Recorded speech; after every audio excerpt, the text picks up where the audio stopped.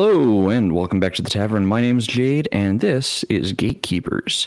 Tonight we're talking large creatures, huge creatures, giant creatures, and how to prepare them as an encounter or fight them as a player. Tonight I am joined by the Cigar DM, Connell, and Shadow of Shadow and Sun. So, guys, are we ready to dive into this topic and give our suggestions and our mayhem? Absolutely. Okay. So I'm going to keep my questions mostly system agnostic, as I try to do. Although if you want to talk about specific mechanics of a specific engine, go for it. I'm, all ears for that. As usual, these questions are being presented as typically, or the question that was presented to us comes from Mar Hawkman from the Discord suggestions chat, where he asks, how would you recommend fighting a giant creature? His character had gotten killed in a Hyboria game against a dinosaur. So thank you for the question, and we'll try to do our best to give you some answers and some pointers. Without further ado, let's get right into it. As a game master, what are your favorite giant monsters to use? Sorry, let me preface this. I'm going to start the first hour by being on the GM side of the screen, so this is tips for GMs, and then the second hour of the evening, we're going to get onto the player side of the table. So I'm going to, like I said, start with this question. As a game master, what are your favorite giant monsters to use? I'm going to start with you, Connell. Giants. Okay. I like giants. Don't have to be good and they don't have to be evil. Sometimes you'll get something somewhere in the net neutral, where you could talk yourself out of the situation. You don't have to be Jack the Giant Slayer, and you can get what you need. Maybe even sometimes get an ally with that giant that can become useful later. That, and I don't know if it's considered. I think it's large. The Gray Render. The reason why I bring up the Gray Render is that's what I normally, out of their ranged monster, I like to throw at a party just to see what they do. Because Gray Renders are neutral; they're not good or evil. They're neutral. And if the party attacks it, okay, I got a bunch of murdering hobos. But if I have a druid in the party, it's like, no, let me go try to communicate, see what's going on. Maybe the druid just walked away with a new, not female animal companion, but a new partner in crime. Those are normally giants, and renders are really the two I enjoy to use the most. Okay. Shadow, what about you? Do you have a favorite giant monster you like to use as an encounter? Yeah, I've got a couple. I'm not going to include giant spiders because they're really not giant. They're just big because spiders are little. But my favorites on land are giant snakes, and at sea, the sea serpent. And if you saw the size that I usually refer to, you would understand why they're my favorite, because they are Godzilla-sized in comparison. Okay. So this question's for both of you. What makes you go to these monsters that you pick, these giant monsters? I'll reserve my answer after we get done with the question one. Well, what's your favorite giant monster? I'm going to reserve mine until after you've had a chance to answer parts A, B, and C, or gotcha. A and B of this question. So, why do you choose the giant snakes, Shadow? Why the giant snake? That's easy. Conan. Reading the Conan novels. Even though I sound like I shit on the new Conan game, I just don't like certain mechanics for that game, and that's not tonight's discussion. But growing up as a kid, I read a lot of the Conan novels, obviously, but more so I was a huge fan of the Savage Sword of Conan. And that was a monster that he could run into, just about at any time. It was terrifying. The speed of a regular snake that multiplied into giant size just meant you had to outthink, outmove, outfight it on every level. And the sea serpent, because I run a lot of aquatic adventures, a lot of nautical adventures, a lot of high seas adventures, and the giant octopus is just it's probably my second go-to at sea because it's got lots of ways to attack, so it gives everybody a chance to really swing at a tentacle and feel like they're doing something. But the sea serpent is just bad news. That can take out a ship real quick, and real permanently. So it really strikes fear into the group at sea. Okay. So you're going for the fear factor on the high seas. I got it. And with the land, if a giant snake doesn't get you, a little bit. Then you really are. I don't know. I can't imagine not being afraid of a giant snake, at least a little bit. Whether it be the poison, strangle, or the swallowed whole aspect, because that's the size I'm talking about. Swallowed whole, and then it can still mess with your friends. I was going to say, I remember seeing, was it the movie Anaconda when it first came out in theaters? I think I was like 14, maybe 15 at the time. And man, that some of those scenes give me the heebie-jeebies. That wasn't a snake. That was a telephone pole with an attitude. All right, Connell, it's to you. What makes giants or even the Gray Render your go-to giant monster? I like giants because you find them all over in lore. Okay. It being Celtic mythology, Norse mythology, so forth and so on. They're just everywhere in lore. I mean, growing up, I saw one of my favorite cartoons was the Mickey Mouse version of Jack and Giant Slayer. Jack, where he was a tailor. And it was a cartoon I used to watch with my grandpa. But no, I just like giants because we all know what they are. We've all seen them in movies. We read about them in books. There's media has done wonderful things to giants over the years. So I like giants. I like giving the players of something that they know, or at least they out there, not so much the character knows, but what the player knows. Oh, it's a giant. Now I don't know with other editions, but with D&D and Pathfinder, you have different flavors. You got fire, frost, hail, stone, cloud, I think is one of them. So you have different flavors. And most people, when they see a big creature, like a fucking giant snake, which is technically neutral, but still a fucking snake. Sorry, I have a thing about snakes. Just a little. I'll remember that. Yeah, somebody wants to get punched in the face. I like giants for that simple. We all know what they are. We all, our own imagination has drawn out giants in our minds for us. And Gray Renders, like I said before, they're neutral. Most of the time you find one just munching on a tree, minding its own damn business. And I like to see how the players react to it. It's a test, not a test like your pass or fail, just a test of what the party's like. Okay. Let me get back to the questions real quick. I'm just trying to make sure I'm not getting an echo because I had my rig set up for recording, not for streaming. So I was just doing some checks in the background there. So given that you've presented why you like this monster, how do you present the encounter to your party with these monsters? Connell, I'm going to start back with you. How do you present your giants? Do they seem approachable? Can you actually reason with them, or do you present them as a combat encounter? Now, do you remember watching Jurassic Park? Yes. When they're sitting in the car. And there's that the water starts to vibrate. Dun, dun, dun. You can't get away from that whatsoever. It's coming at you.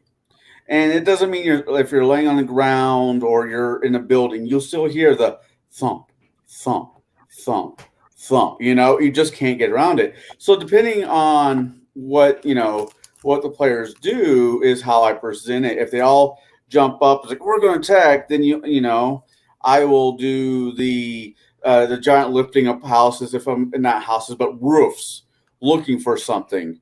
Are you in there, Bobby? I can't find you. Whatever. Just let's see what kind of mood it is, plus what what alignment is the giant is. If it's an evil giant, he's coming to town. You're dun dun dun. Then it gets quiet. You don't hear anything. All of a sudden, as part of the building is blown away, as a boulder has taken out Sarah, Louie, and Bob as their trio singing Bop Oh Fuck. That's how I present the giants. Okay. And to you, Shadow, how do you present your encounters with your giant snakes? With the snake, it's the smell. It's the smell. If you've ever been in a reptile hut, they have a distinct smell, and magnify that by 1 billion, because that's about how big I magnify the giant snake. That's the first clue. After that, everybody better be on the alert, because it's going to have an enhanced chance to surprise if the situation allows for it. Tall grass or a forest or something like that. If it's in the rocks, you'll probably see it before it sees you, and that's me being nice, so you can run away. If it's a sea serpent, it's going to come out of nowhere. It's just the boat is going to rock one way or the other. That was the first clue. Then again, man your battle stations and get ready, because these are not negotiable situations ever. These are pure combat. Just be on your toes and bring your A game. You're gonna need it. So, to my answer for these questions, I typically present, dragons. Whatever the dragon might be, it'll be either chromatic or metallic for low levels. And my dragons aren't necessarily unreasonable. They're sometimes very reasonable. It's just how you comport yourself as players of whether or not they're going to, eat you immediately, or if they're going to play nice. So yeah, my go-to is typically a dragon. I have thrown other large monsters like Ettins at people. And the main reason I choose dragons is they are typically ancient creatures, beings with knowledge far beyond that of even some of the oldest of elves. So players can glean information from them if they're willing to play nice and play diplomat with the dragons. Not every encounter with the dragon has to turn deadly. There are some dragons who would rather just eat you, but they'd be willing to take a sacrifice if you're willing to make the deal. I present my dragons in a way that's kind of like a deal with the devil. You're damned if you do, you're damned if you don't, and if you decide to attack them, you're pretty well screwed unless you have just the right niche plan or methods of attack. Now, if the party has built themselves to be dragon hunters, that's one thing. If they haven't, things don't always go so well on the first encounter. So as far as presenting them goes, I normally look at the monsters or dragon in this case. I look at their environments, like where are my party members? Where are they at? And what kind of giant monsters would be in that area? So I use the books for the most part to kind of guide me as far as when I should include these giant monsters. I also look to these books for other scenes or scenery to set the monster in. And that gets us into the second question. How do you set the scene with your giant monster, such as the environmental effects to clue your players in on, or do you use the stereotypes of the specific giant monster to come into impact on or have an effect on how the encounter flows? I will repeat these questions for you if you wish. Shadow, I'm going to start with you. How do you set the scene with your giant monster? Pretty much like I said before, it depends on the environment. I set that up first. If it's a sea monster, it's going to be a bright, shiny, beautiful day. The sun is shining, not a cloud in the sky. Otherwise, the sea serpent wouldn't notice your ship. If it's stormy and cloudy, they wouldn't see that big dark thing up at the top of the surface of the water. That's how they work. They have to see what's there to attack it. So it's gonna seem like an absolutely beautiful day, great day for sailing and fishing, and then boom, the giant snake. I'll throw them in dungeons. I'll throw them in woods, forests, swamps. They can literally be anywhere at any moment. It brings me to. I wanted to ask you a question. When you said dragons, because I don't like to throw dragons at my parties until they've had a chance to fight some of the other bigger monsters to get them ready for the slugfest that is the players versus a lot of hit points in one location and the different sort of attacks without throwing flying and breath weapons and magic and sometimes multiple attack forms into the mix. I like to throw something, beefy, but not magical and, things like that. I'll throw hydras or giants or giant snakes or giant lizards, things like that. A bullet or something like that. That's just a lot of hit points with 2, 4, 6, 8 legs to get them ready for the dragons. But like I said, with the giant snake, they can literally be anywhere. So it really depends on, my mood and if I want them to, fight something really big, but not yet a dragon. So, Okay. So are there any big monsters you do like, sort of train your players to fight before the big fight with the dragon? I'm going to say I will use larger elementals occasionally. That's interesting. I might use giant undead, like undead giants or other such monsters. I will occasionally also use actual giants, as Connell does, not because of the scare factor, but because some of them can actually be reasonable and reasoned with. But for the most part, no, I mostly go to my dragons as my large encounters. But I don't go with just your like large or huge sides. I'm using D&D 3.0, 3.5 terms. I go with the gargantuan and upscale. Like this is at like level 10 to 15, sometimes all the way up to level 20, where I pull out the colossal dragons. Right. I personally think anything other than the big bad dragons at the upper level are just, it's not fair to the dragon. They're just cannon fodder.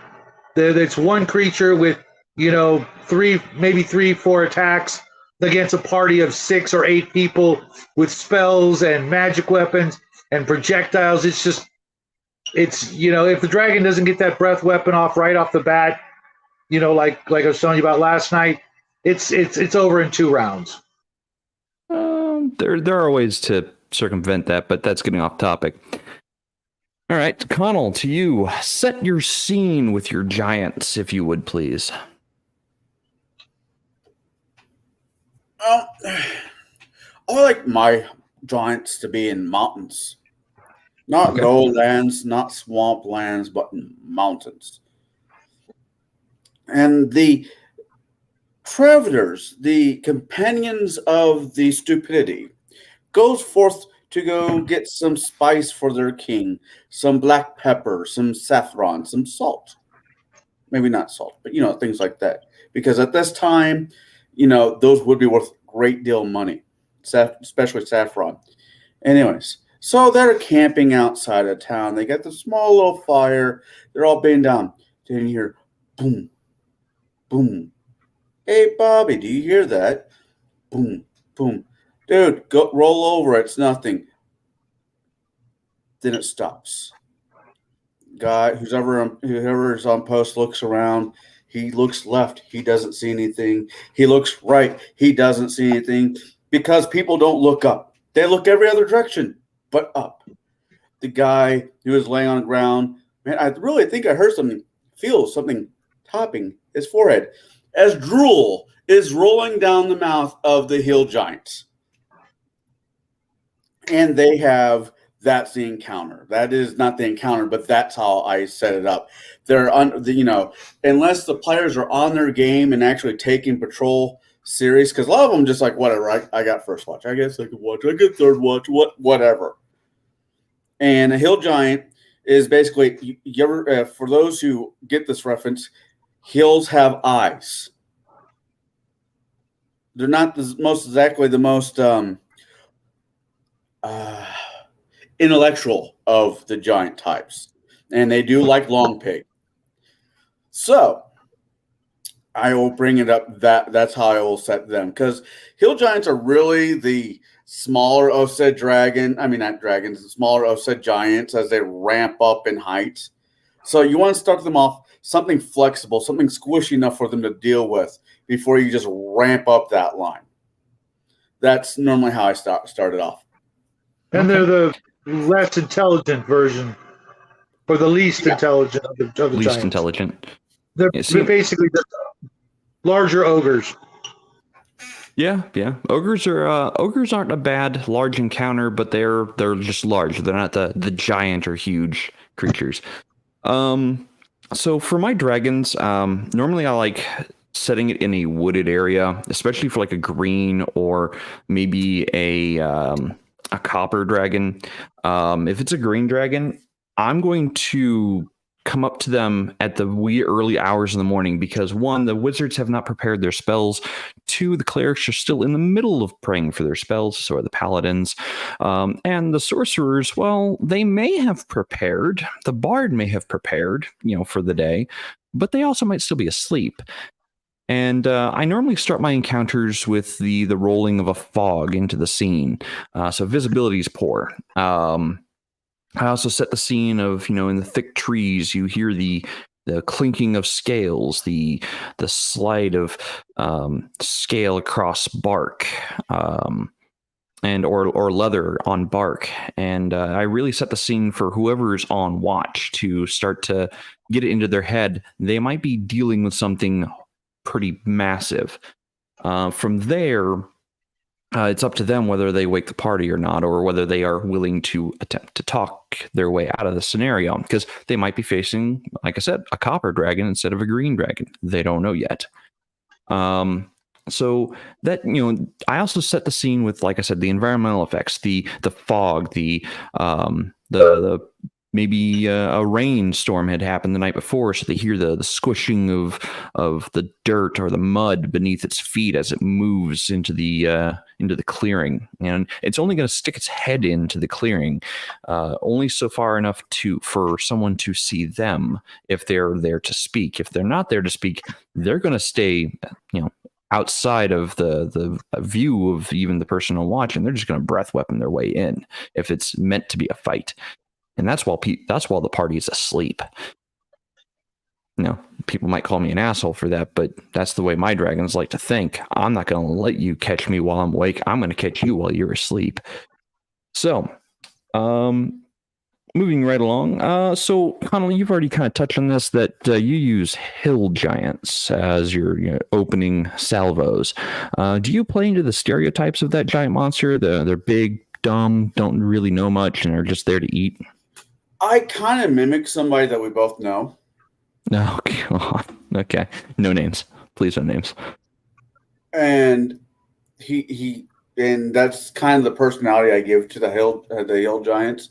But yeah, I very much I fly right into that stereotype, because what's the point of using something like a giant if you're not going to flex on the stereotype of a giant? I mean, like I said, you find them in fairy tales, ancient Greek, Celtic, Norse mythology. They're just everywhere.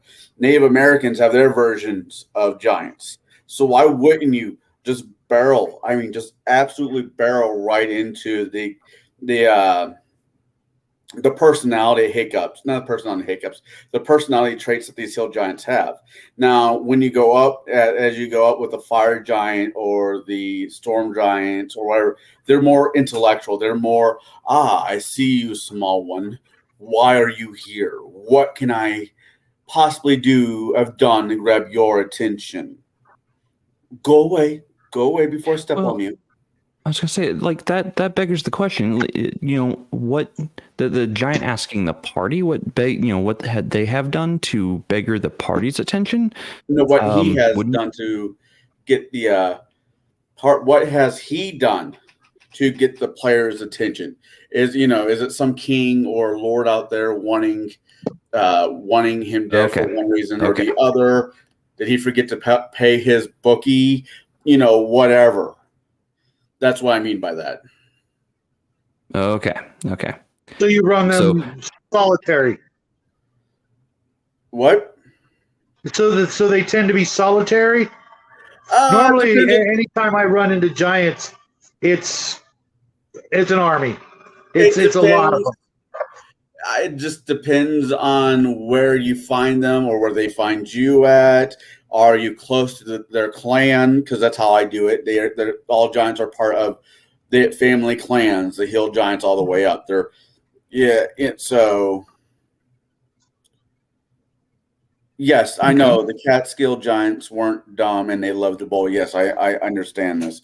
But anyway, that's just how I run, my giants.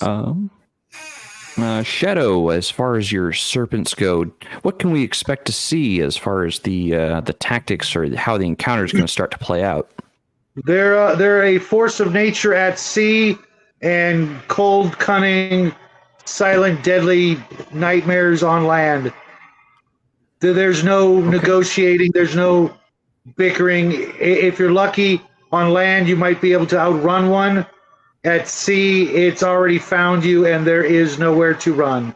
You need to stand fast, hold your ground, and not make any mistakes. Really, one wrong move at sea, it's over. And to be honest, at sea, it could be, one of those quantum issues where the ship's going down. I hope you guys are ready for a desert island adventure.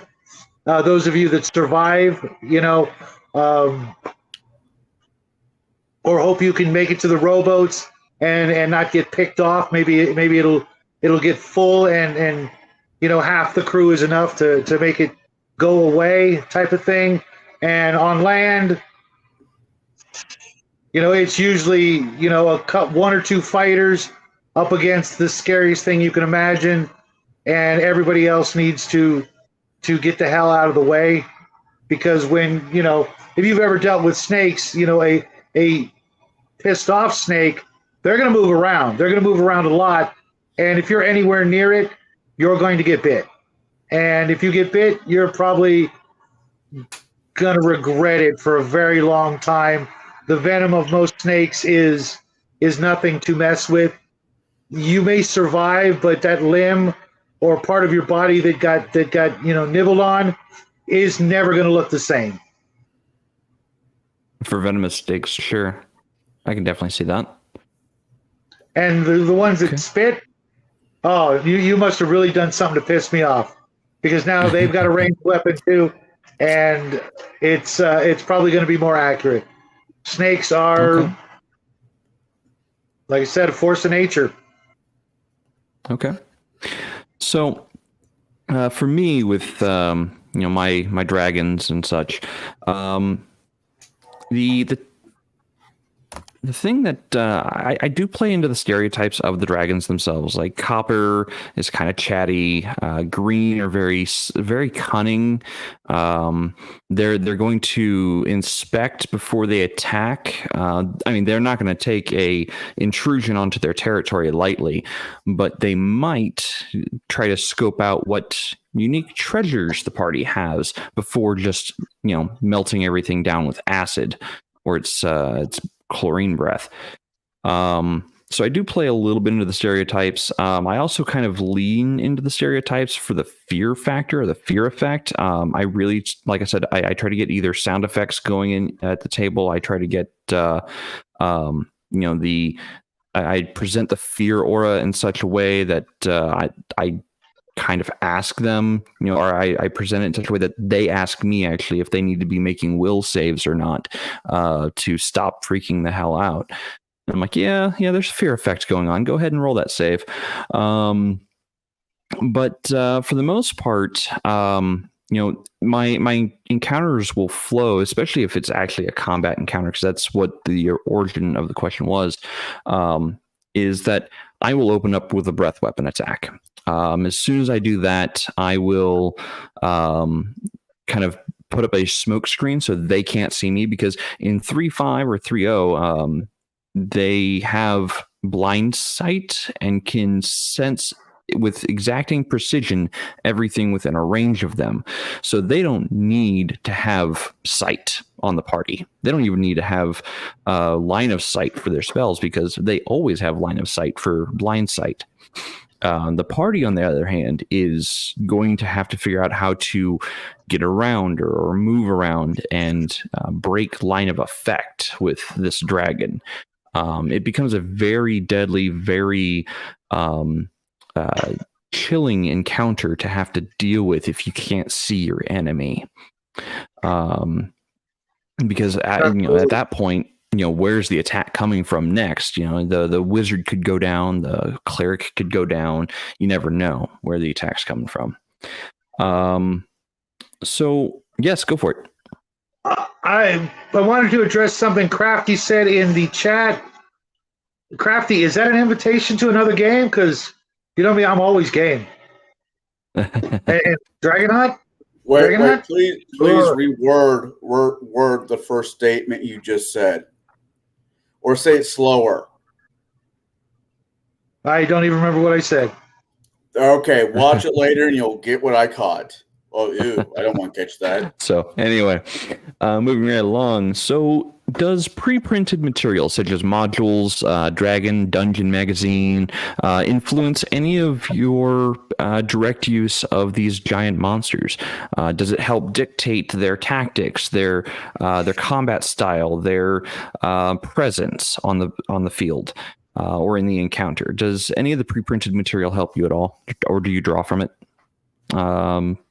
I'm going to start with you, Shadow. Well, you know me, I don't read modules anymore except for entertainment purposes. Are you frozen? Yeah, you were frozen. That was weird. I don't read anything, any of the new modules or anything like that. I go through the old stuff. I'm a old school guy. I usually play old school games. What I read though is things like Conan, things like Brack the Barbarian, a lot of sci-fi stuff right now. It depends on the mood I'm in. I might be reading sci-fi but playing fantasy and vice versa. Quite often that is the case.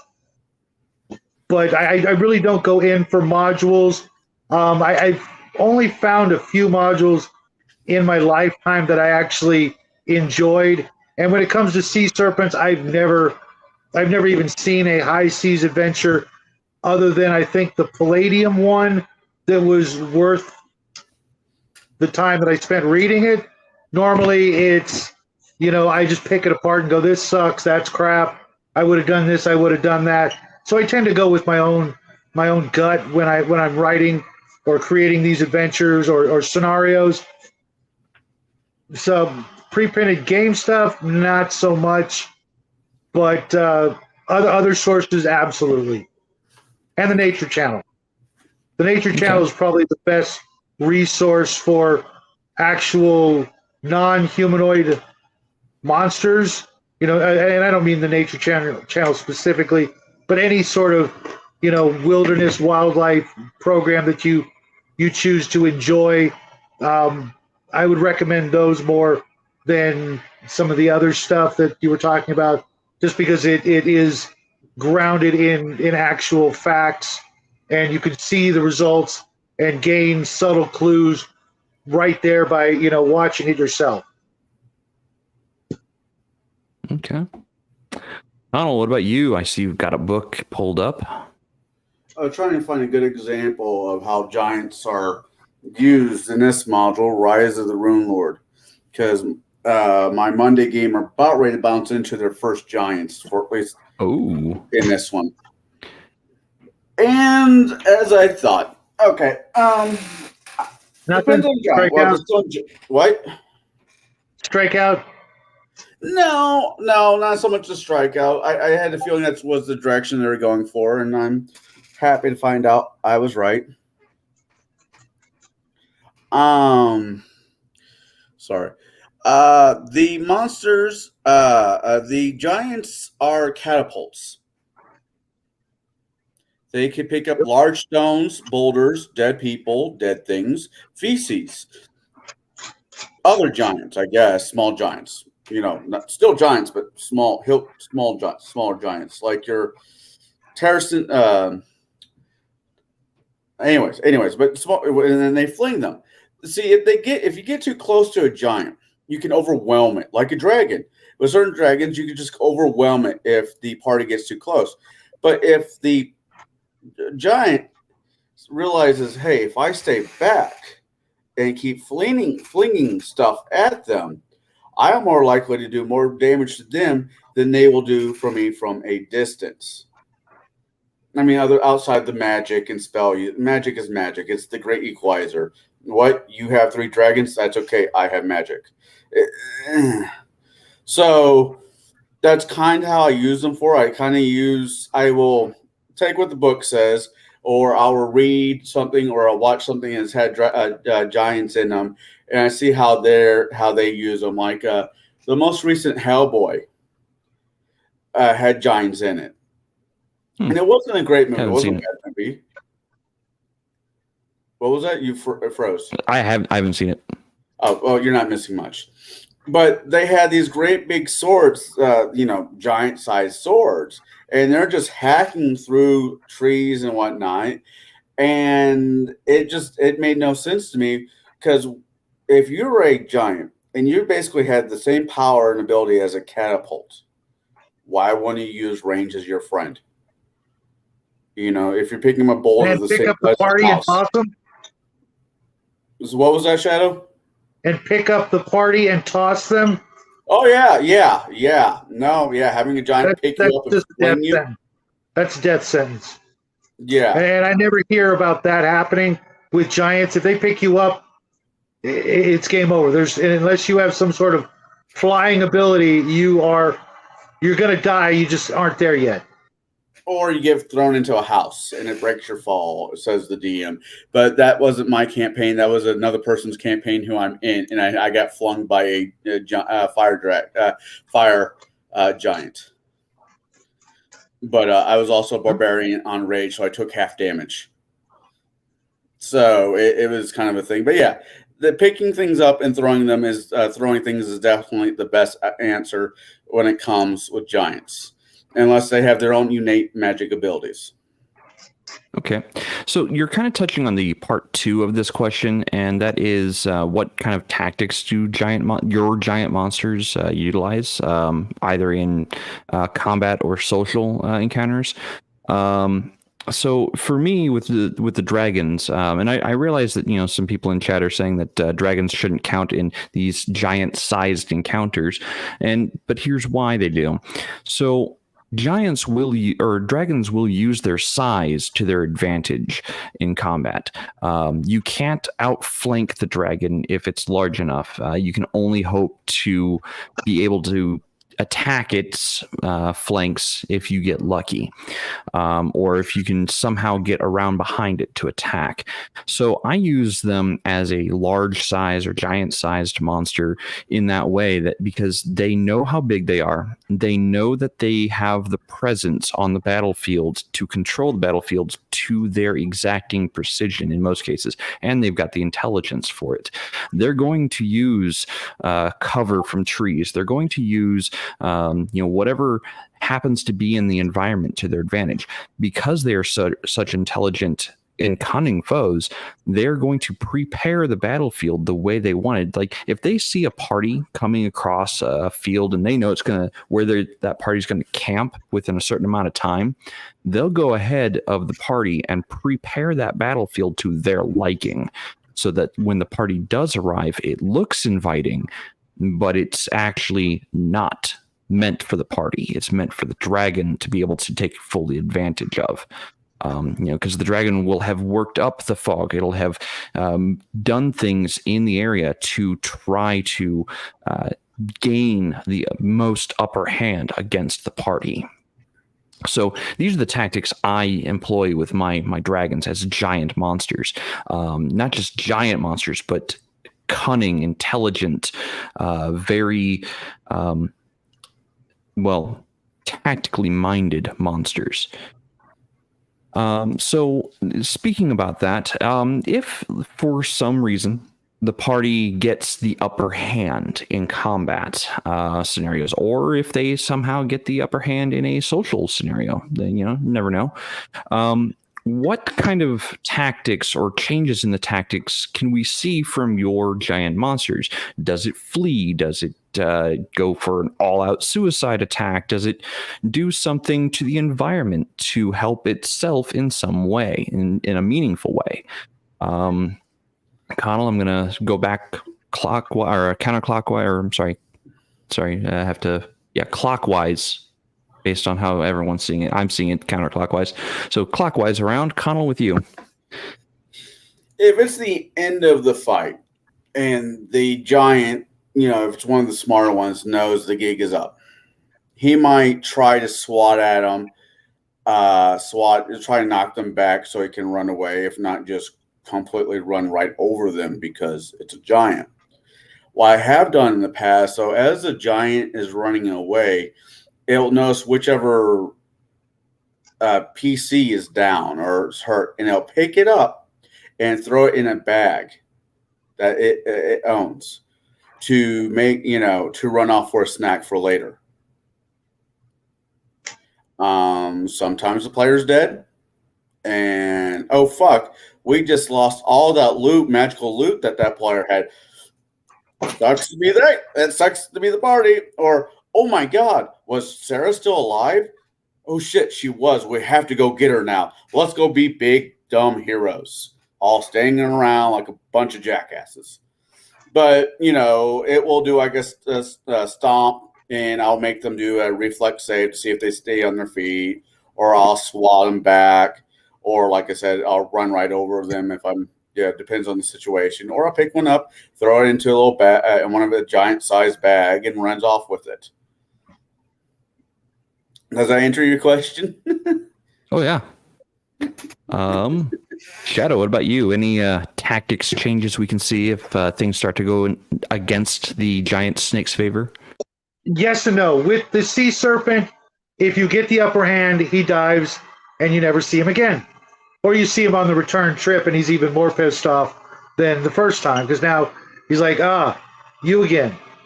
They're just going to, dunk under the water, and I do not recommend chasing it down. There is no treasure. There might be another sunken ship that you can loot, but they don't collect treasure. They're not dragons, Although I have run a couple of sea serpents that were like dragons, but normally it's just a big, terrifying monster that just wants to eat you, and that's it. With the giant snake, they only have one speed, and that's kill mode.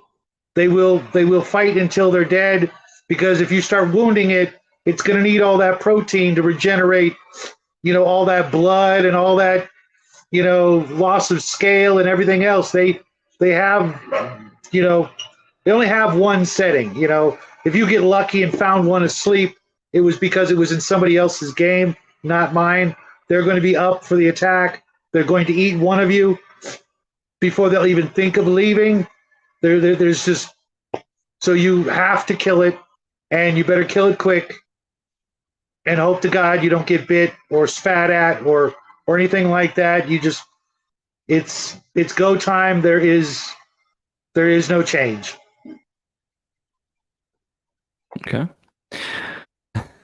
I just saw the private chat. Okay. So for me, dragons, if the party is starting to get the upper hand, dragons GTFO. They don't stick around to get killed. You know, if you're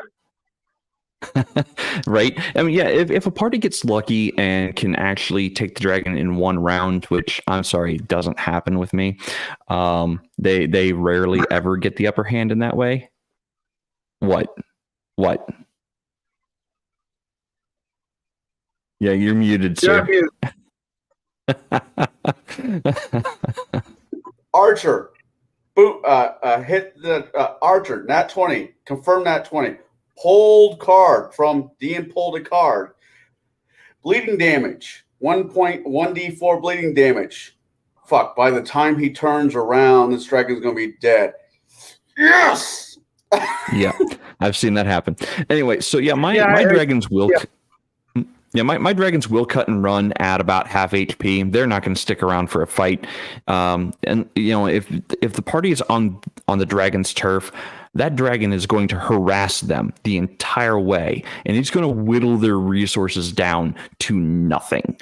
And when the dragon finds the time is right to attack because they are out of resources, because they're out of their luck, basically, that's when the dragon will stay for the fight because he knows that they are out of everything. They're in desperation mode. And at the very final moment, just before the person, you know, the big damn heroes or big dumb heroes decide to try to get that last hit in, the dragon's going to abscond away and leave an illusionary version of itself so that they can fight the illusion. The dragon will go heal in its lair and come back swinging the very next morning. So, you know, like I said, my dragons are cunning. They're sadistically savage. And they, like I said, they know how to use their size to their advantage. They're going to lay traps that are too large for the players to truly notice as traps. You know, I say that and everyone's like, oh, but you know, you can always notice a trap. Yeah, you can always notice a trap that's meant for your size. You know, you can notice the pit trap that's meant for a human size. You can notice the tripwire in the woods. But what if the tripwire looks like it's just a vine running across the ground? You step on the vine and suddenly a tree comes flying at you from out of nowhere. You know, you just happen to step on the one thing that the dragon set in place to, you know, take a paladin's head off. You know, it's just, you know, perfect height for the paladin because he's been studying the PCs for a while. And you might consider me a sadistic asshole of a GM for doing these things, but you're in the dragon's territory, not the other way around. The dragon's not in your territory. You're in his home, and he is going to fuck with you at every turn possible. So, I think we're still waiting for Bruce. I'm still waiting to hear back from freaking Crafty. Hold on. I don't think Crafty. Up there he is. So you may have stepped away for your question there, Shadow. If you want to shout it out again. Yeah, is that an invite to a dragon hunt, Crafty? No I'm shit. Who doesn't like a good dragon hunt? I mean, Suicide Players, that's who. So, he's eating and finishing supper. Okay.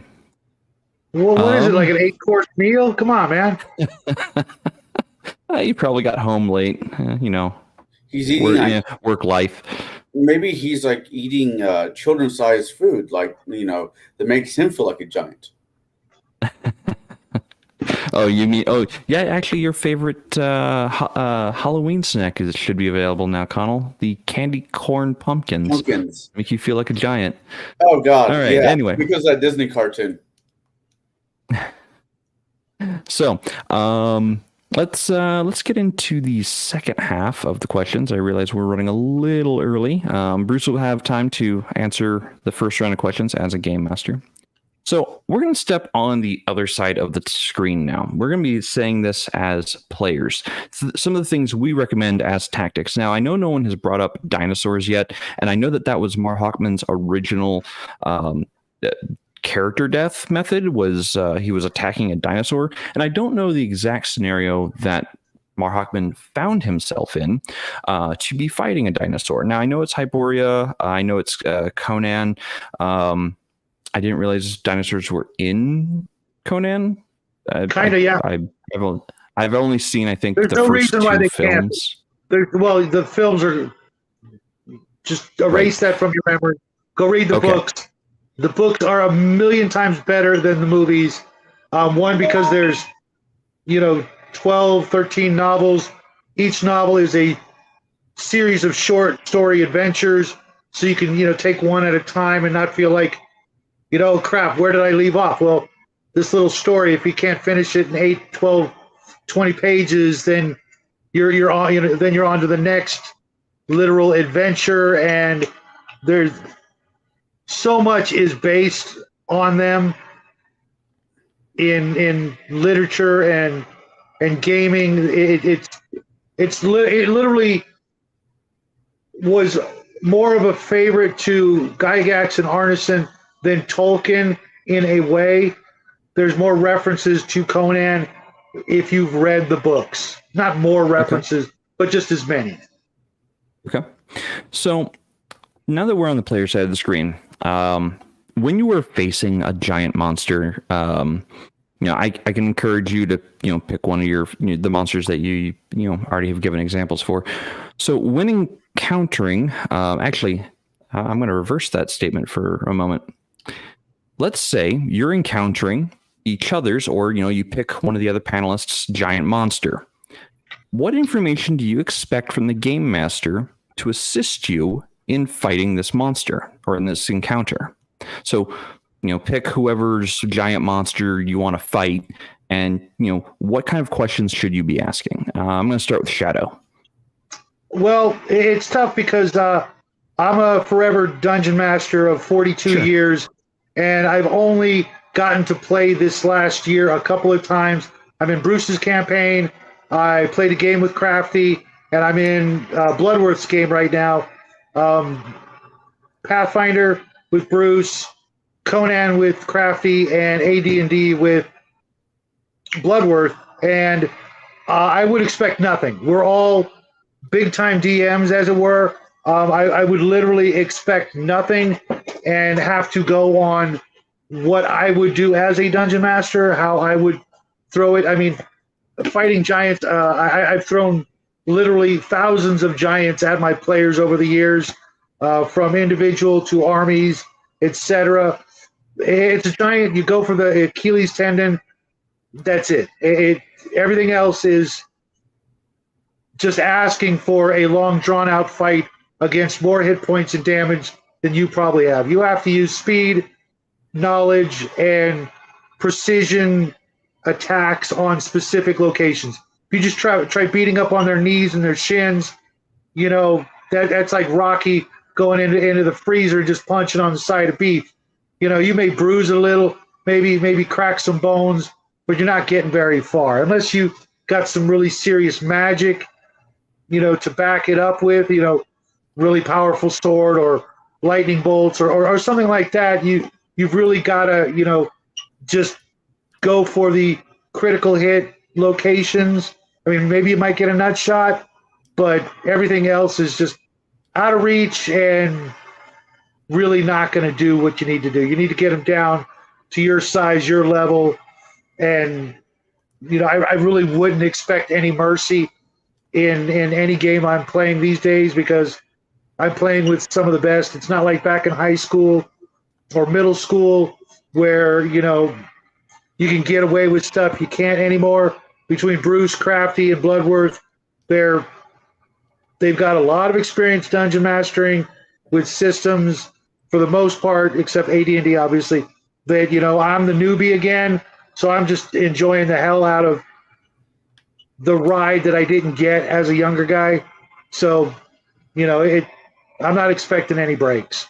The fact that Bruce and Crafty are great DMs and throw out a lot of visual and audio clues and olfactory clues and things like that make me glad that I get to game with people like that, as opposed to going through a lot of the horrible games you guys went through as youngsters.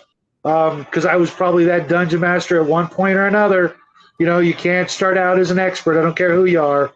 I'm just really blessed to get to play in these games. And I know when I'm in Connell's game, he's going to go online, search my internet history, find out my deepest, darkest fear, and then apparently attack me with that to get back at me for tonight's episode. Right? It's just snakes. Snakes are the only thing I have a natural aversion to. Oh, and my mom's cooking. I'll save you some trouble. My deepest, darkest fear is geishas. So whatever you do, don't throw me in the briar patch. I'm going to add a wild slam cerulean into the chat here. My name is Slam Sirloin, and that's what it sounds like when me and Van Damme. My name is Michael Jai White, by the way. When me and Van Damme fought each other in what was that stupid movie? Universal Soldier Part 2. It's like two pieces of beef smacking each other. Okay, how's everybody tonight? Doing well. Yourself? Finished up some amazing pork chops. I'm going to leave 2 of them on the table. That way they can go for another meal at another time. I'm not going to fall asleep right here. Yeah, so that's food coma. Danger. We're in that yellow zone right now. Not the itis. Yeah, I know. Well, I'm gonna that right. What was the I'm gonna question get you to wanted Connell. ask me, Jade? Hit me. Oh well, I was gonna move to Connell, and then I was gonna come back to you. Okay, go ahead, Connell. So picking a monster that we've already presented tonight, a giant-sized monster. What information do you expect from the game master to be presented to be able to fight said thing? I kind of depends on my DM. If it's you versus Bruce versus a few other people or leaders, I don't expect. There's small details I expect. The room gets darkened, or the area you're in gets darkened for shadow from the creature. It's really what you don't expect that excites me more. And I know that's not exactly the question, but I don't. As a DM myself, it's kind of hard to answer that question because between you and Bruce and Finn, I've kind of been thrown through the ringer quite a few times. It's when you kill the colossal red dragon and a demon comes pouring out of its damn chest and you have to fight it again. I didn't expect that. That's more memorable than what it's like, oh, it's a giant. Okay, well, I kind of quote Spider-Man. That movie where the shit went around its legs. Can I just shoot the giant with an arrow, with an addy tip arrow with a rope attached to it, and just trip it that way? I mean, physically. I mean, no, because I wouldn't be. You're right, because I wouldn't be able to pull it back. But the logic train is still there somewhat. But no, it's when you're fighting a bigger creature that you've seen and heard stories from other people's campaigns. It be the one that we haven't talked about is the Trass. Because no one throws that into their campaign really anymore. Nobody uses that. Right. Oh boy. Well, wait till you see the model I'm getting next year. Yeah. I'm not getting the Whiz Kids version. I'm getting the model kit from Dungeons and Lasers, and I went out of my way to get 2 of them, which was no small feat So some lucky viewer on my channel will be getting a Tarask model for freaking free. It's going to be random. So, well, it might be random. I might just give it to Bruce because he's my GM. Oh, you son of a. Anyways, no, it's the unexpectedness that comes out of these big creatures that I adore immensely. I mean, we were just fighting giants actually in Bruce's campaign all not long ago. And the way he runs giants is, in my opinion, not just because he's my DM and my friend, but really well done. I mean, he has some giants out there that didn't want to talk to you. They'd rather just kill you, squish you, eat you, throw you into a pan, and be done with their life.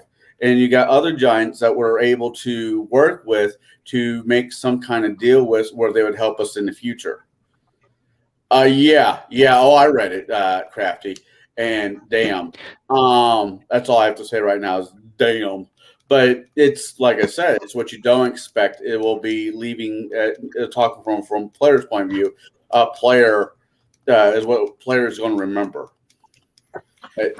So, to you, Bruce, I'm going to backtrack just a little bit because you did get into the stream a little bit late. What are some of your favorite giant monsters to throw at the party? I'm going to go why? And I'm going to say hill giants for now because they're going to talk about ogres tomorrow night. But hill giants are a really good mid-level beginning to see them sort of thing. Like, you see your first one like level 4, you might encounter one, which means encounter means there's going to be math involved. Combat.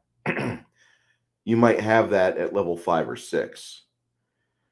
One of the first monsters that's statted up for the Slumbering Tsar saga, when you first get into town, is a hill giant with 3 levels of barbarian. And yeah, he's got like a run speed of 40. Just a basic speed of 40. And then he charged the party with a cleaving maneuver. He killed both the cleric and the fighter, the archer and the cleric at the same time. And that was my introduction to that campaign. And that was when 2 people that I knew for over a year and a half, they were like, well, fuck you and fuck your campaign. We're done. And I never saw them at my table ever again. They were like, we spent 2 hours creating characters for your Pathfinder game. Do you understand that? And you just like had that giant command and you rolled right in front of us. Didn't even try to say, well, no, it doesn't really do that. You just rolled with it. Oh, it rolled an at 20. Okay. They rolled an 18. That was a cleave maneuver. What? And the card says it increases the multiplier by 1. What? So an axe attack of times 4, there's 172 points of damage. Eat it. Both of you, 172. You guys get that each. And, you can do things like that. The hill giant is not exactly a good shaman style class. I mean, or a race. But it is a well done barbarian bruiser or a fighter type. Although a hill giant in armor doesn't really come out right. It looks more like the little guy on top of the big retard in Mad Max Beyond Thunderdome. It doesn't look right. But I really enjoy the hill giant for context of this conversation because I've got to talk about the ogre tomorrow night because Connell has already shown the adventure. Nicholas Logue wrote a wonderful account of what happens when 3 horny ogres occupy the same farmhouse together. The director's notes in the original book 3 of the Paizo Adventure Paths, and they're talking about Nicholas Logue had to redo the part where when you enter the room where there's an ogre and there's an ogre-shaped yellow mold on the carpet. The ogre that's still ogre is grinding one out on the yellow mold. The ogress that wears the curtain as a shawl, when they were doing the play tests, she was doing grab attacks and tucking players under the shaw. And you were getting a face full of like ogre belly button lint, under boob lint, all sorts of nasty things. And I'm just saying these things because I want you to vomit. I want you to have a serious issue with just the thought of you've picked up a piece of dirt that's about the size of a ping pong ball off of a wart that your face was pressed into. And now there's a 600-pound woman that's leaning over, trapping you in this giant. It's a giant tent stretching over your back and pinning you to its side. And you can smell the years of desperation and horrible cigar use that she's had. And she doesn't bathe very often. You think she just queefed on your leg. I want you to vomit. That's my goal when I run shit like that. And I think as a dungeon master, you should do that to your players. You should traumatize your players because nobody else is going to take the bubble wrap off them. You know, the next edition of D&D, they're not going to allow swearing, okay? Don't you dare fucking give somebody a gaze attack. They did not consent. Moving I'm right immune. along. Well, as always, when going with Bruce, I was hungry. Those are some amazing pork chops. Oh my god. you have no idea. The right viscosity on the gravy had some corn and some green beans in there, and the meat just peeled right off the bone. Oh, it's delicious. You ever watch a giantess? You ever watch an ogress just like suck the meat off of a human calf after they've dropped somebody to -20 and they've got his leg exposed? They just don't even fucking take the jeans off. They just suck that flesh right off. And you might have a little bit of like toe flesh left because it didn't pull the shoe off all the way. But man, you guys, just when you're doing stupid things around the house or you're thinking about game and you're active, your muscles are doing unconscious things, think about how you can interpret that and give your players a visualization to where they have to leave the room and find a wastebasket and go. Hey, real quick, Crafty. My boss worked on that movie as a technical advisor. I got some stories to tell you. After the next game, I'm in of yours, of course. So moving along, so we've got two people here who like to use giants and the tactics therein. So speaking as a player, choosing anyone's giant monster or picking a giant monster out of the plethora there is, what information do you expect to be presented as from the dungeon master to the player to know or learn information about how the encounter is going to go or how to basically handle the encounter as a player? And then this one's to you, Bruce. I thought you were asking Connell that. My bad. Oh, no, so Connell and Shed have already answered this one. Okay. I'm asking you now that you're into the stream. Okay.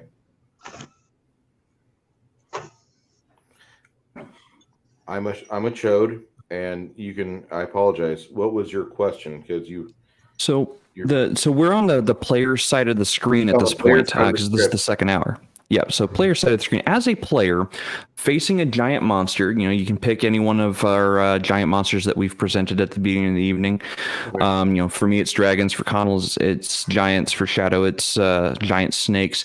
What information would you expect the dungeon master to present in such a way as to be able to actually fight the encounter?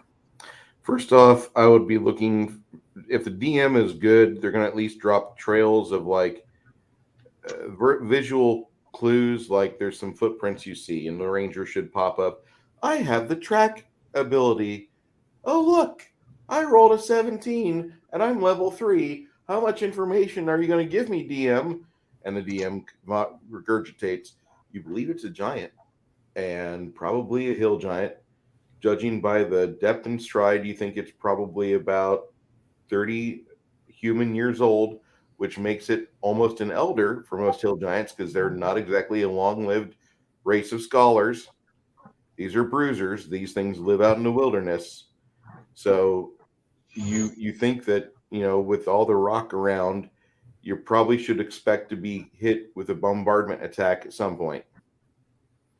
And that would be something I would be looking for. Or if we're fighting dragons, I want to hear about we're getting close to something good because you keep finding these scales on the ground around the base of the cliffs or wherever you are climbing up because you're directly underneath the giant hole in the side of the mountain where it flies into every morning.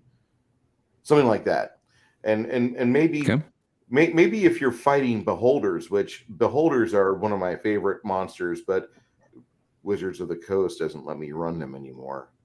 Oops. Wait, it's my game. Fuck you, Wizards. Wizards had a really good book years ago when they were TSR, when they were much better. And they had a book called Tyrant, EYE Tyrant. It was great. And one thing you could look for when you are looking for a beholder lair, typically it's going to be underground. Most likely it's underground. And they use underground or mountainous areas because they can use their disintegration eye to start cutting a new home for themselves. And so as you're walking around, be looking up because they have levitate ability. They can just wander around and make sure that, they can attack from all three dimensions, not just two like you poor spoon-fed gravity abiding MFs. And you look for holes in the side of the cliff or in the rock face of the chasm that you're stuck at the bottom of. Another thing you want to look for, I know this sounds like people are going to get vomity here, but surprise, it's Bruce. So you want to look for scat. You want to look for evidence that it's traveled here, and maybe it's got a regular spot in an area where it just doesn't mind vomiting or pissing or shitting. And these things will do that. These beholders will leave these stalagmites of warm sediment. And this is back in the day when they used to have infravision for some of your races out there.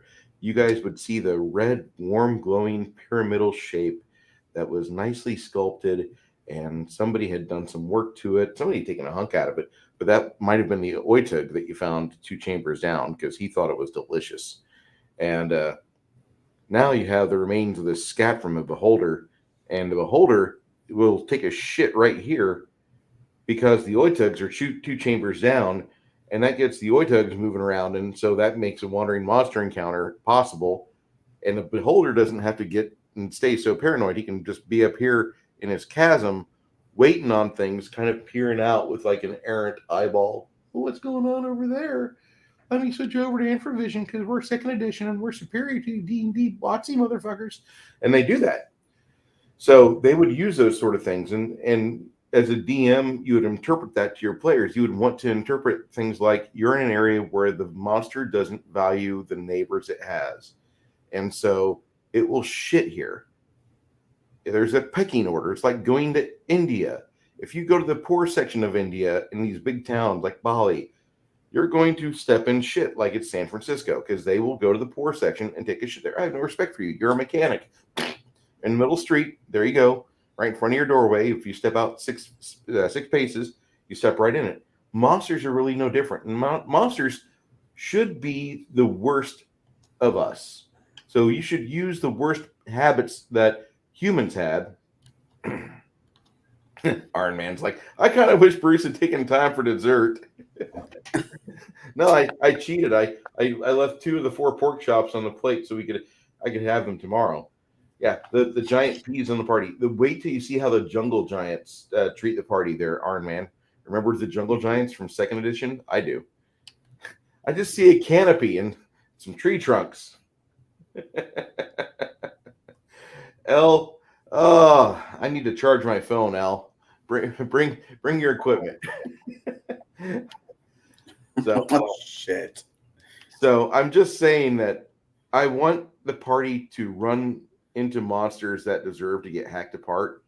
And I honestly think that when you run the monsters, if you've got some baser instincts, parade them out a little bit. You don't make it the focus. but give them clues to the party so they understand exactly what's going on and where. Because a good party will be able to take a few of your clues and be like, we're on the right path.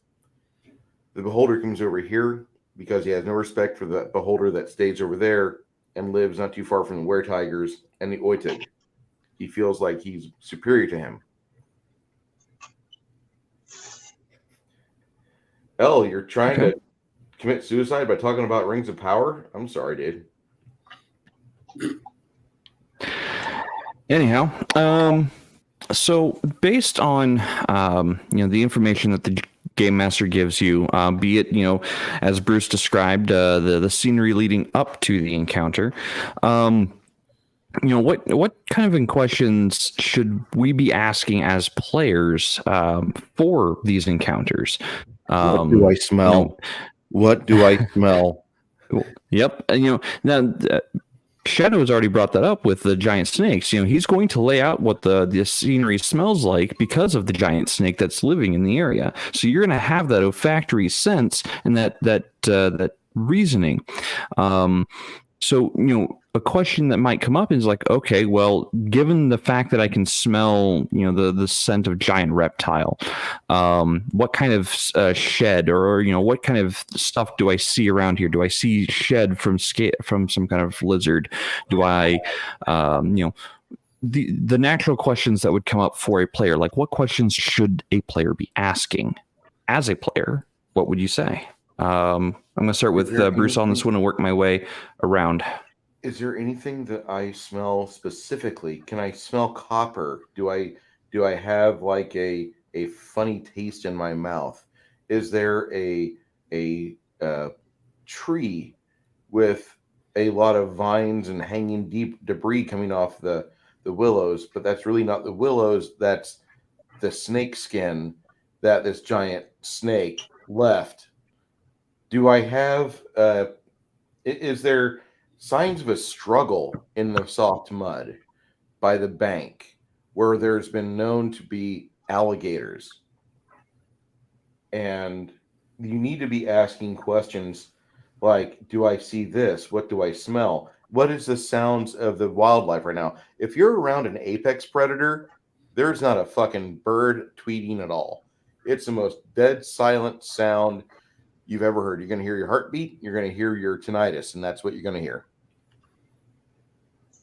Now my tinnitus. Connell, you want to go next? No, I'll let Shadow goes. I have to think about this. Can you repeat the question? Shadow, what kind of questions, as a player, would you be asking, given any one of the monsters we've presented this evening, to glean more information as a player as to what to expect and how the fight is about to go down? Well, before I even leave the town or village or castle or what have you, I'm going to get and gather as much information about the local area as possible. Obviously some of it's going to be inaccurate and downright false because of, ignorance and folk tales and things like that, legends, etc. But I'm going to start there and work my way out as I travel. The with the monsters I presented, they're surprise encounters. You're not going to get much of anything in the way of warning, but depending on the level of game and the system, there's a whole lot of things you can look for and keep your eye out for. And I would probably start with the basics of what I learned from the town.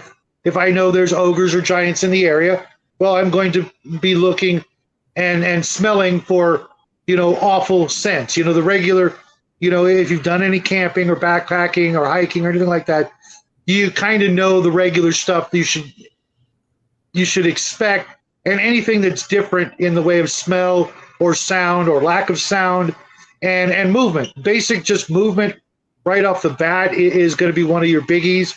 Of course, smell that can linger, and you may smell a creature, but it's no longer there. So I'm going to go mostly with those three senses. And do as much homework as you can before you even, leave the town, and go with the area.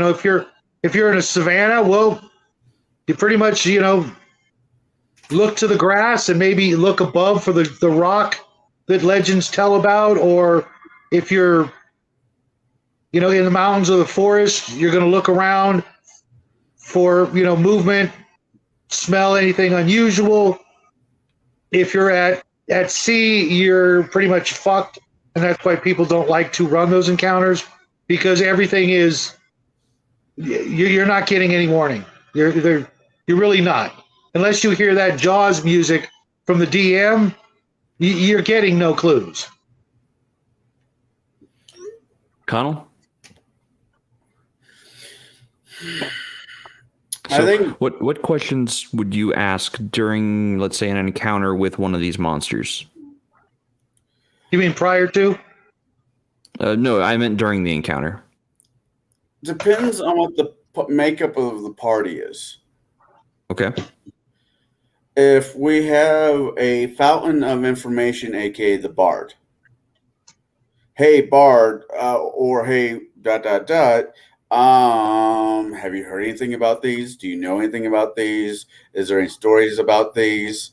I'm not wanting to metagame the information, but in a combat situation, which will always be, limited amount of words to begin with, you want to say, what would I say? I might. Do you know any stories? Anything that could help with this thing?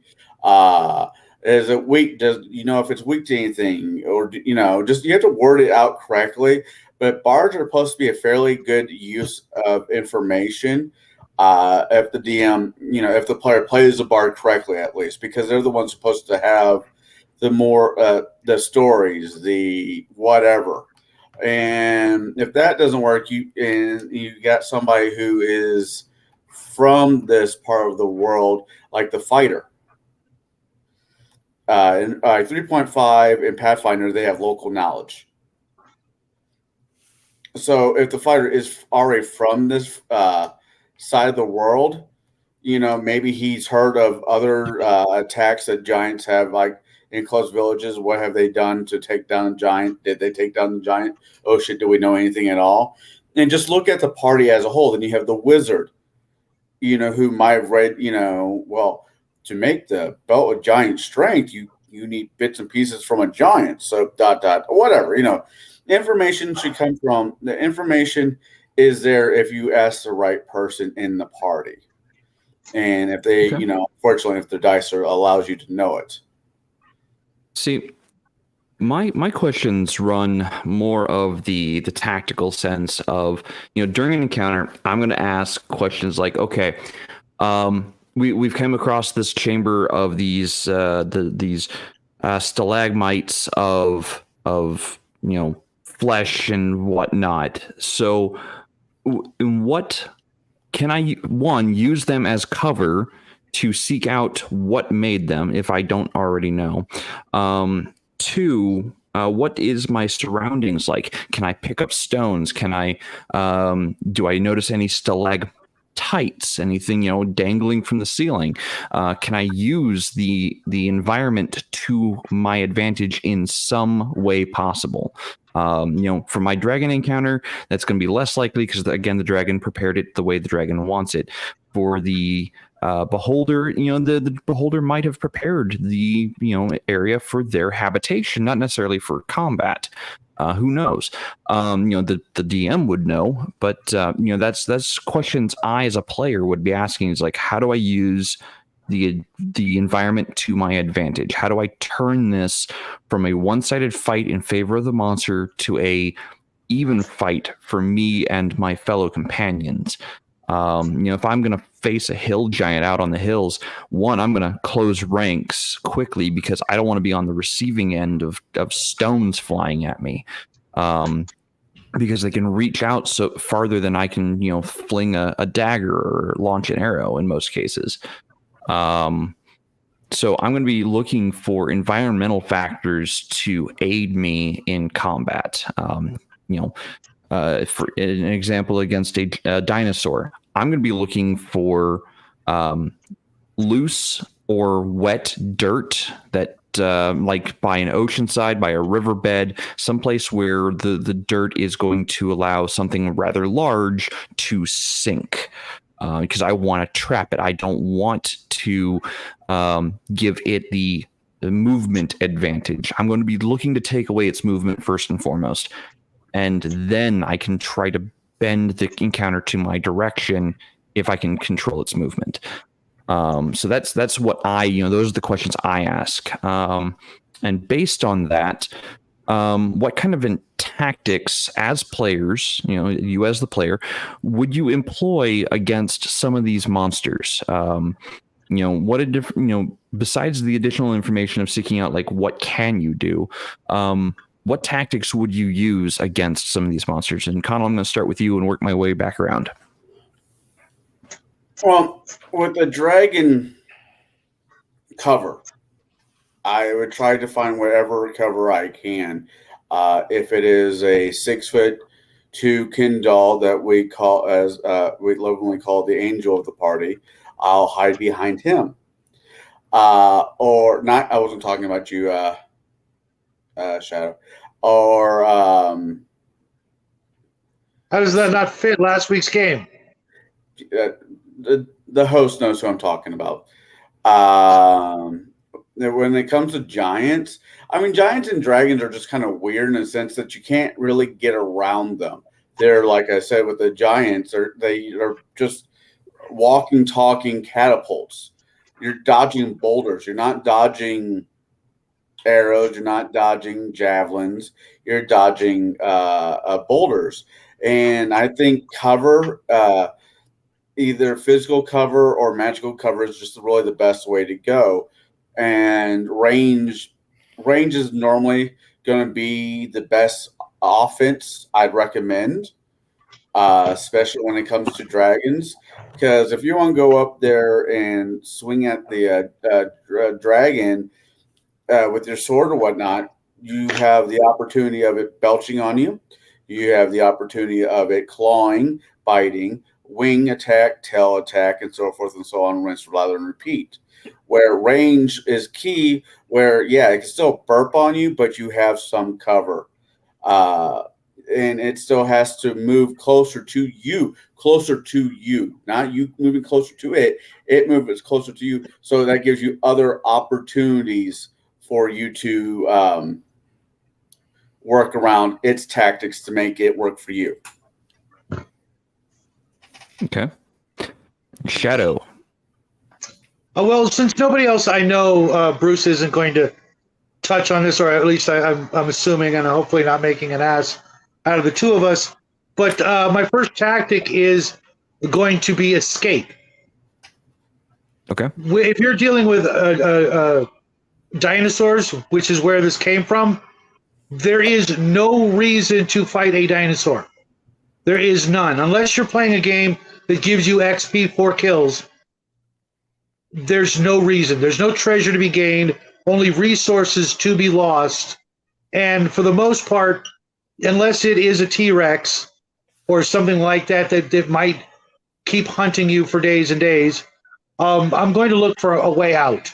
For most of these giant monsters, you're probably not ready. The first encounter with a dragon, you should not be thinking, yeah, let's kill it. You aren't ready. You literally are not ready.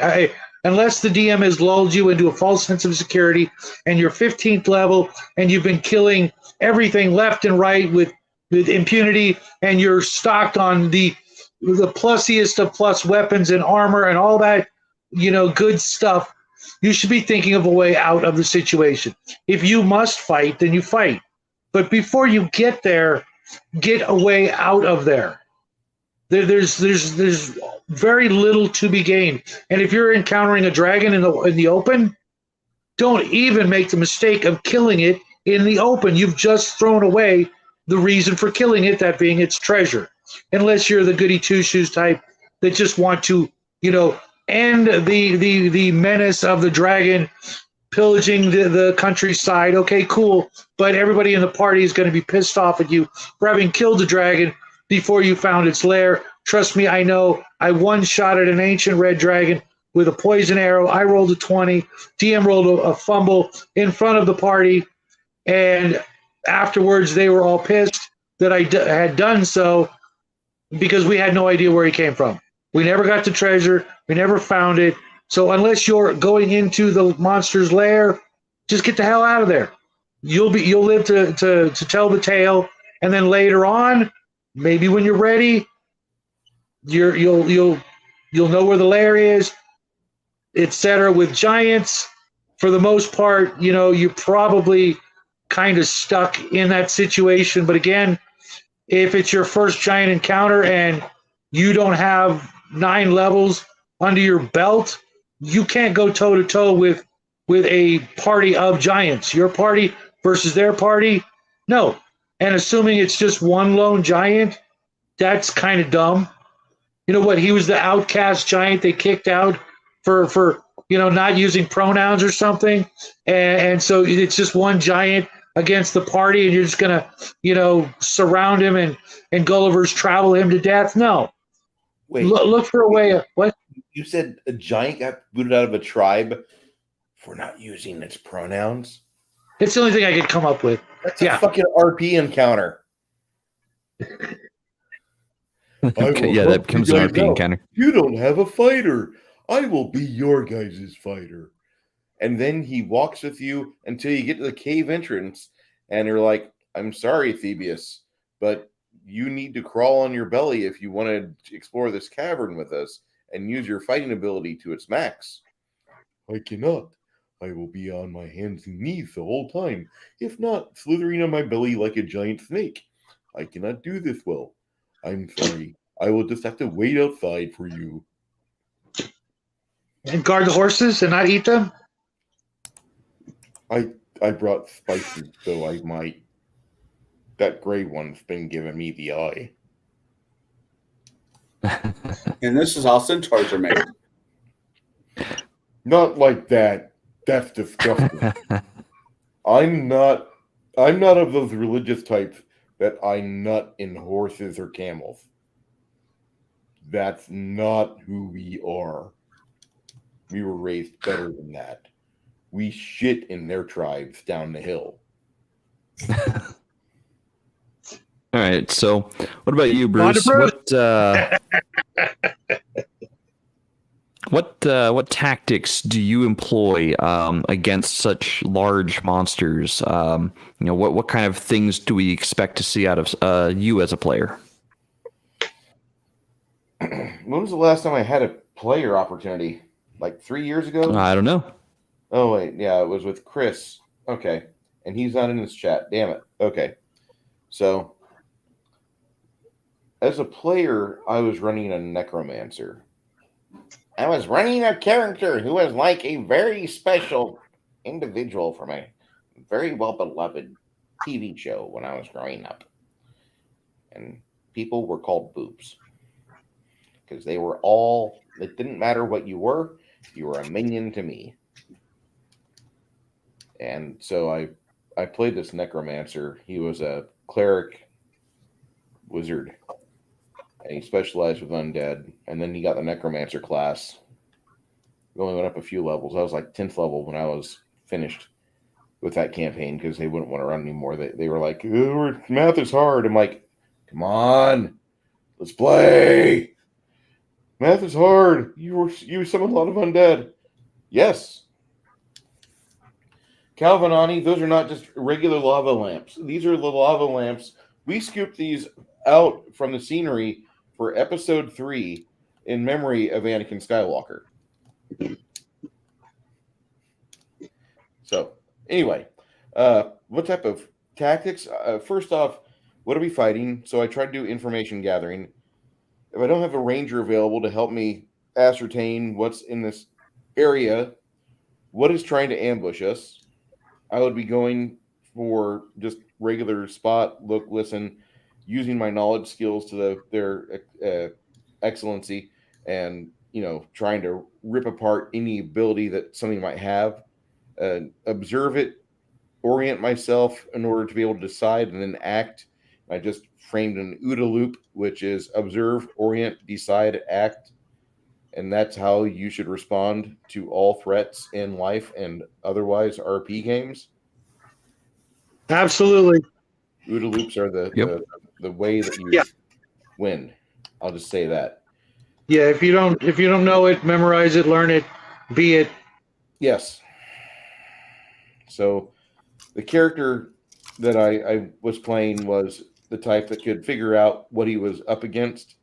And typically we were fighting against the forces of hell from Norse mythology, which wasn't fun. She was my undead bitch.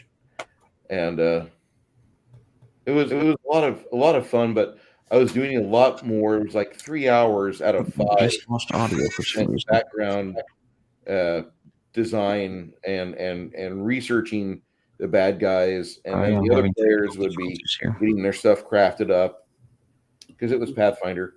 And part of that game is the churn. The churn is where you're playing the game and you have your magic items and weapons and spells, and you try to optimize your ability to play the game, to acquire new equipment, to be able to memorize more powerful spells and go up against bigger bad guys with bigger loot boxes. And that was the wonderful thing about that game, because Chris didn't try to mince it. He ran a very game-ish type of game. Okay. Sorry, I'd lost audio while because my earpiece was dying on me.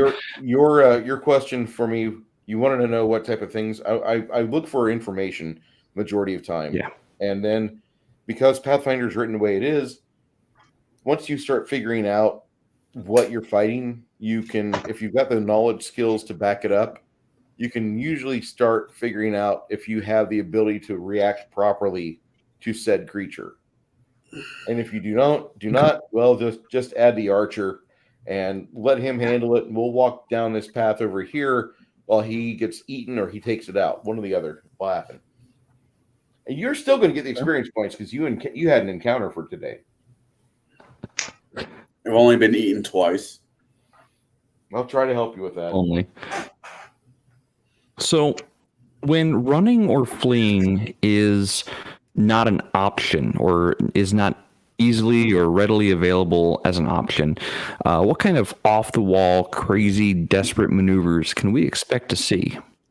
Teleport. Okay. Bye, guys. Hey, I'm not the one who gave that player the boots. I guess I'll answer this real quick. Okay, go for it. I mean, do you fly by the seat of your pants? Do you? Oh God, yeah. I mean, okay. Considering two of my DMs are in the same, panel with me, some of the shenanigans, I will, if my ass is put up against the wall, and I'm like, there's a good chance I'm going to die anyways. Fuck it. Hey, let's see what happens when you attach this to an end of an arrow and shoot it. Or let's shove a bag of holding into a portable hole down this dragon's mouth. Or horrible ideas. But, I kind of like having Connor around in these D&D games because it means that you're going to be able to experiment with this DM's bad sense of humor. And how far is he willing to go to get a laugh? Maybe your DM wants to see Connell's character die if this doesn't quite work out the way he wants it to. I just, when the fit is completely when the fit is definitely hit the shan and there's no backing away, sometimes, all joking aside, some things, the best thing you could do is just step up and fight. Or I had a character that used guns, Darian, and we were fighting a Marilith, I think was snake body, 6 arms, chain whips, complete bitch. So the Cathazar from Wrath of the Chardalon series. Right. And my character had 2 6-shooters. And this thing was just beating us back to the wall. There was no way around it. And my character is kind of like, well, I'll make you famous.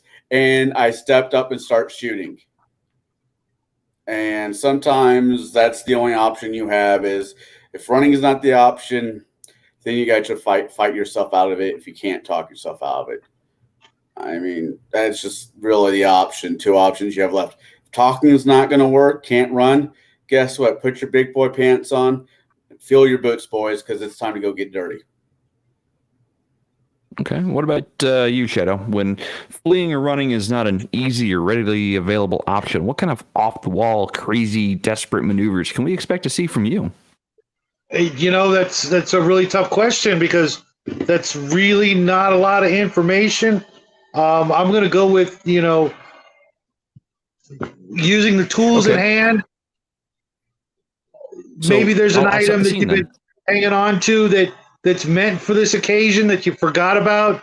You know what I mean? Maybe the DM seated you with a really cool thing that, this is actually the time to use it. Or a spell or ability that you haven't used in a while. But otherwise, I would need a little bit, if not a hell of a lot more information. What kind of character am I running? What am I, up against? Who's in the party? Because maybe it's not me. Maybe it's somebody else's abilities that they forgot about, or an item that they have that, is the key to the situation. Maybe it's the location, like you said. Maybe there's a chandelier above that, we just didn't think about. You gotta use all the information. And, this game is based on being able to improvise and think quick on your feet. If you can't do any of that, you're in the wrong game. If you don't like to think, I've got this patch of sand in the backyard. You're welcome to stick your head in it at any time, because I forget who said it. 5% of the people think, 10% of the people think they think, and the other 85% of you fuckers out there would rather do anything but think. So hopefully you're in the top 15% by merely playing this game, and if not, patch of sand, backyard. Look me up. I'll invite you over. Okay. Or one, I just want to throw this out really quick. Or you buy something and you forget about it, but it's in your notes from 2 years ago, 2 years back, and you're fighting shadow creatures at the time when you first bought it. But now you're fighting hold on, shadow creatures when you first bought it. Now you're fighting fucking Dracula, not Dracula, but vampires. And it's like, wait! I got an orb of sunlight. What? Yeah. Thanks for pitching my latest video there, Connell. Nice quick review for you out there. The DM's like, how long have you had that? I don't know. 2 years. He's like, 2 years out of game. 2 years out of game. Yeah. That was quite the surprise you had for my vampires that session. All right, Bruce, what about you? When fleeing and running is not an easy option or readily available option, what kind of off-the-wall, crazy, or desperate maneuvers can we expect to see from you? I already said it. I kick the fighter forward while I teleport out. Okay. If I can't do that, if I've already wasted my 5th level spell on a non-teleport thing, then I will do my best to enliven the combat by maybe baleful polymorph one of my companions into a sheep or other tasty farm animal and watch the said critter chase after that. That actually brings up one of my thoughts here. Because I will look for any means by which to end an encounter without me dying, or without my character dying. I really go for the if there's multiple monsters on the field, like really big monsters, I'm going to try to antagonize a foe into attacking one of my other enemies. I'm going to antagonize the dragon into attacking the giant. Why? Because at that point, the dragon is no longer my problem to deal with. It is the giant's problem to deal with. And I am going to abscond away as fast as possible at that point. What if the dragon is only 4 experience points away from leveling up? and your DM is one of those crappy DMs that lets people ding in the middle of combat. Fuck you, no. That doesn't happen. You only level after you either A, get back to town, or B, after a full night's rest. I might allow it if it's in the middle of a dungeon. Might. Good luck on that one, though. Unless I know it's at the beginning of a dungeon crawl. So I'm going to antagonize the monsters to try to fight each other. I'm going to try to find a way to sometimes a social way or a role play encounter way to end the combat in a way that I am victorious by association. I'm not necessarily going to be the person who kills the enemy. I'm going to put the enemy in a position to be killed, preferably by somebody else. Because I really like the Vader syndrome, and that is the enemy of my enemy is still my enemy, but there's nothing better than seeing my greatest foe, who's got me shaking in my boots, turn their ire towards somebody else. So I'm going to look for those moments. I'm going to be like, okay, so how many enemies do we have on the field? And this doesn't work for just big monsters. It also works for the smaller monsters. If I'm in a band of mercenaries or I'm being attacked by a band of mercenaries, I'm going to try to get them infighting with one another. I'm not going to just sit idly by and say nothing and just, keep plugging away with an arrow or spell or whatever.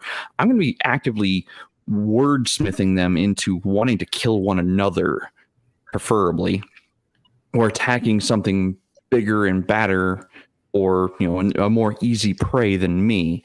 So I'm going to use words to my advantage if at all possible. But if I have to be desperate and I have to do some kind of crazy, stupid maneuver, I'm going to be looking through my bag. I'm going to be looking through all my spell lists, because generally I play spellcasters. I'm going to be looking for anything. Like, I normally, as a player, keep, and this is for 3-5 players, I normally keep Dust of Dryness on my person. I have, fully used stones that have water in them, so it's portable water, and I've got uses that are unused, so I can suck up water. And Bruce pulled this one on us. We fought a huge, fiendish water elemental. I was playing a ninja for Pathfinder. And the first thing I thought of was like, oh shit, that's water. I threw my entire bag of Dust of Dryness at it. What happened? It killed the water elemental in the very first round of combat. The very first turn was my turn, and it ended the combat right then and there, because I'm like, no, not fighting water, because that is just wrong. Was Bruce happy? No, I think you were quite upset with me on that one. I was. I got better. I apologize. Water elemental, just finished painting it. Yeah. No, but it's because, as a player, who's been playing for 20 plus years, I look through all of the different things that I can possess as a player, as a character, and I'm looking at these things like, okay, what can I use this for? Some of the other uses I used for Dust of Dryness was as a wash away effect. Like, I'm not going to let you charge up a hill at me without having a plan, or upstairs. I'm not going to have you chase me in the street without a plan. I've got, permanently invisible rods of immobile rods, or immovable rods, whatever they're called, that I'm going to click behind me as I'm running, because I don't know, you're running at full tilt and you're going to take a sudden, object that cannot move full on to the chest. I'm going to think of these off the wall crazy things to see my ass. I don't know about the rest of my party, but sometimes the rest of my party, I'm going to see my way out of an encounter as safely as I can be for myself. I'm going to use the environment. I'm going to use my trove of goodies, and I'm going to use the enemies against the other enemies. That's just how I play. One of my favorite things I ever did to a party was in 2001. We were playing 2nd edition still, and they came across a tomb of a family, and my party was not exactly good guys. So they're like, we're gonna break in here and steal stuff from the rich people. Okay, you're like 5th level. That's a good idea. You're not ready for this, but okay. So they go in, and it's the Tinsley family. And William was like the big head honcho, William Tinsley, and he was a farmer. And the party was like, "What type of farmer? Has he got cattle?" "Yes, cattle. His main thing is tobacco." "Oh, okay. Well, whatever." And they clear out the mausoleum. They go through a lot of the vaults and they just clear out everything from the bodies. Blah! Within like 30 minutes, like the thief is just counting all the experience points he thinks he's gonna get. And I'm like, you see that the floor where you're at doesn't match up with the surrounding tiles of floor. What? So after I had him disable a very ornate marble slab, he had to get in and crawl down, and it was shaped kind of weird because the tunnel goes down and then it comes back up like this into the tomb. And the tomb has got 10 levels of deeper darkness on it. So the guy's blind in there, can't see a thing. "I should be able to see with infrared vision." No, dudes. 10 spells of deeper darkness have been cast here, and they're permanent. Have fun. So he's stumbling around, and he fails the dexterity check. He connects into something on a nightstand and knocks it over. And I'm like, "You smell smoke." "Like, what?" I'm like, "You smell smoke. You don't see anything, but you smell smoke." And what he did was he knocked over a endless, ever-smoking bottle. And he died in that mausoleum. And he had died from smoke inhalation. There was nowhere for the smoke to go. And he just stayed in there trying to clear out the last bits. And "I know it's got to be here somewhere. I'm just going to reach around blindly. I'll find it, right?" Yeah, within reason. He wasn't finding it. He was failing his blind fight rolls to figure out where the things were placed. Where's the obstacles? Where's the furniture in this room? He's not able to discern anything in this room, and he's starting to panic because he's lost like 8 con now. So he died from smoke inhalation in a fucking vault trying to be a grave robber. It was one of my favorite ways to kill a player ever.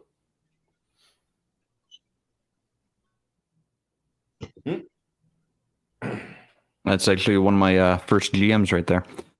Hey, Mr. Townsend. How you Welcome doing? to the stream, Mike.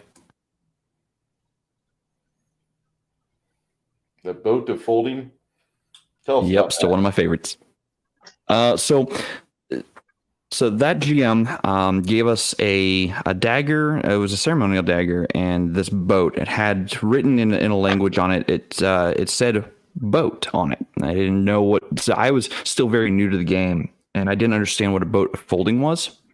So when I read the inscription, because I could actually read the language that it was in, I read it out loud over the lake, the underground lake that we were at, and it turned into a rowboat. And I'm like, that's awesome. Now, I was trying to figure out why the dagger was inside the box, because it's a boat of folding, folds up into a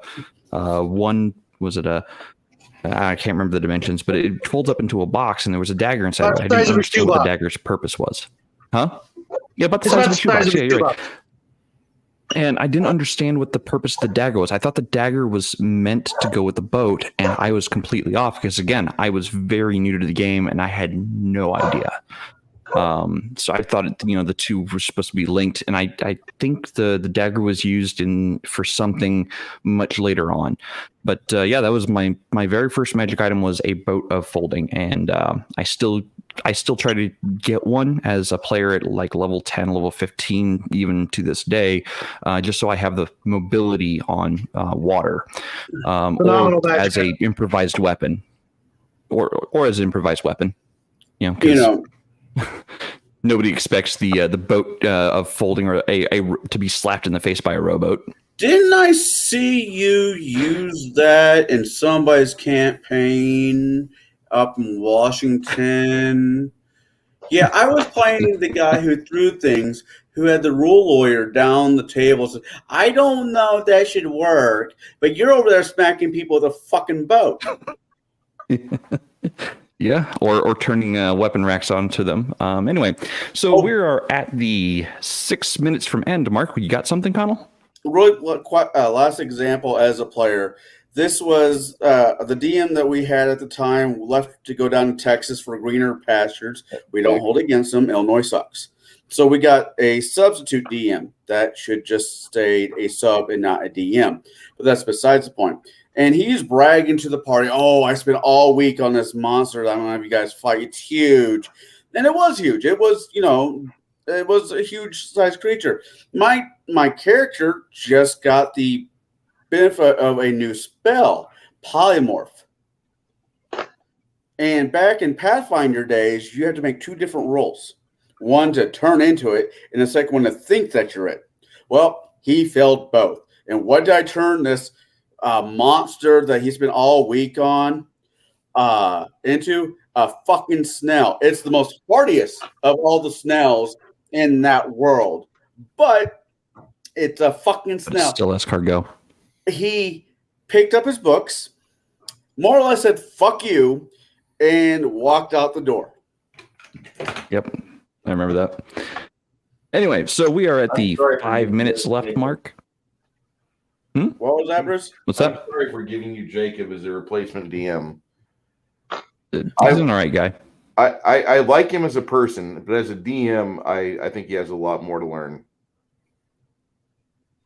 I mean, that's what we all are doing. We're still learning, even as game masters. For however many years, we're still learning. So It's the show.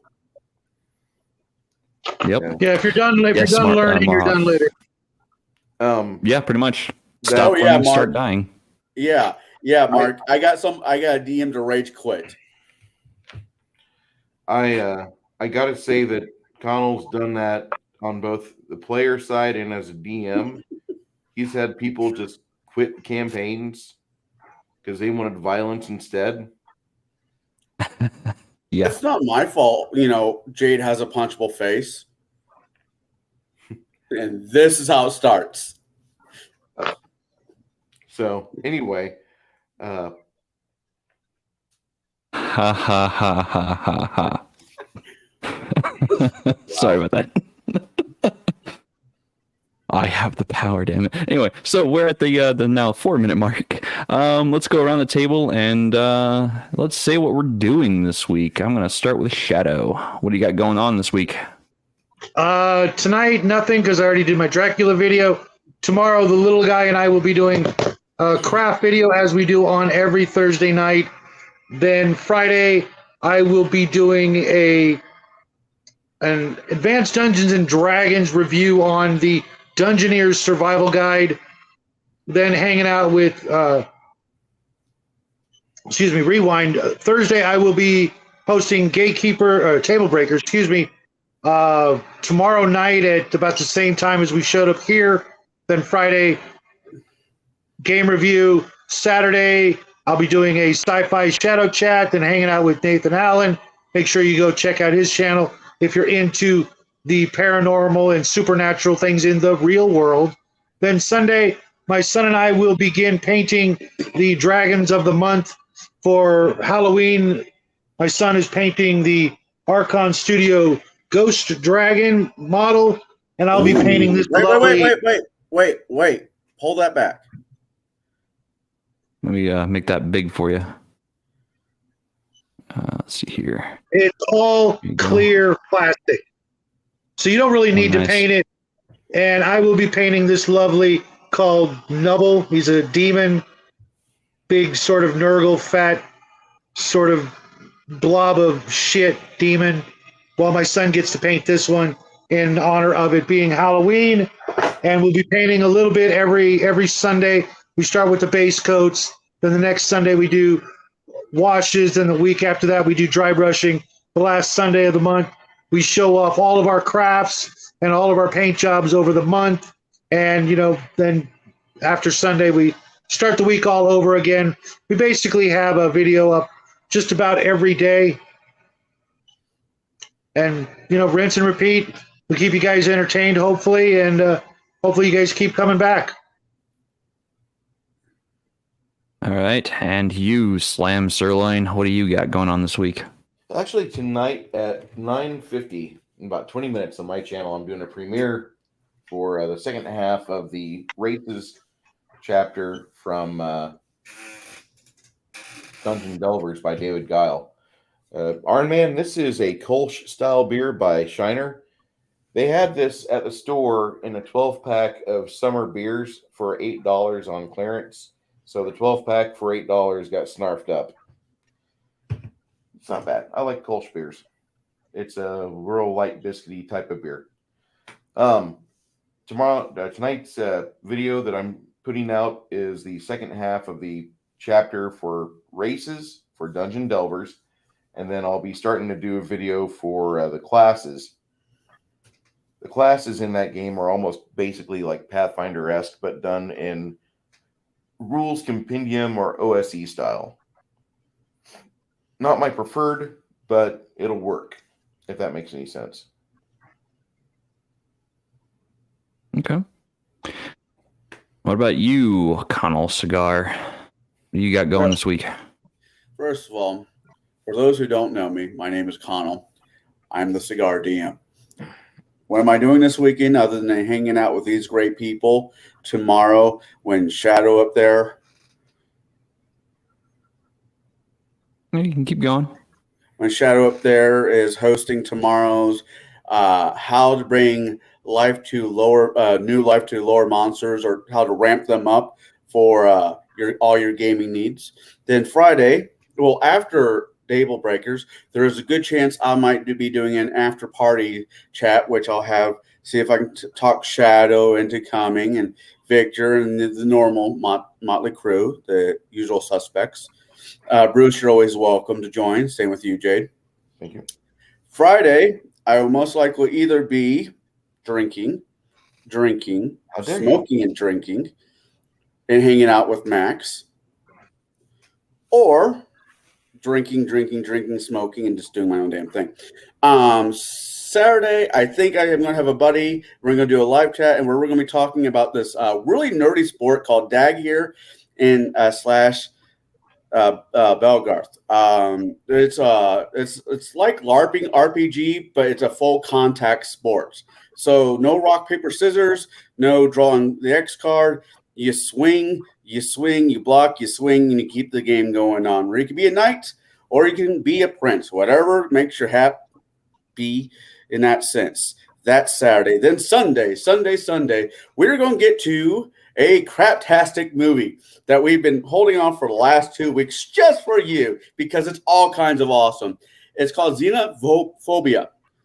And after you're done watching this movie, you'll have xenophobia over all movies you buy at the dollar store. I will be there with Mark.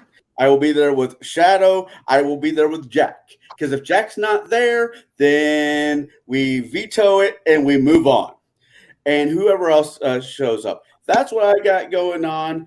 And and picking on Jade every chance I get, because that man up there is one of the coolest people out there. So is Shadow, and so is Bruce. And not this coming Saturday, but next Saturday, we're going to be hanging out with Bruce, because guess what? It's game day. Oh, yeah! And I am Jade from Jade's Tabletop Tavern. I am trying to put out videos, but October got very busy for me. September's always busy for me. And I say October got very busy for me because I'm going to not just one, but 2 weddings and a birthday. And I think that's almost it for the month. I'm also working overtime. I do work a 40-hour a week full-time job, but I will be on Table Breakers tomorrow to discuss breathing life into low-level monsters and making them, upgrading them in a way for higher levels of play. Something I love doing with one particular kind of monster. I am going to have so much fun. Thanks for joining us. Without chat, this would just be 4 guys shouting into the uncaring, empty void of space in YouTube. So without further ado, that is us for the night, and thank you for watching. Have a good one. Great night, everybody.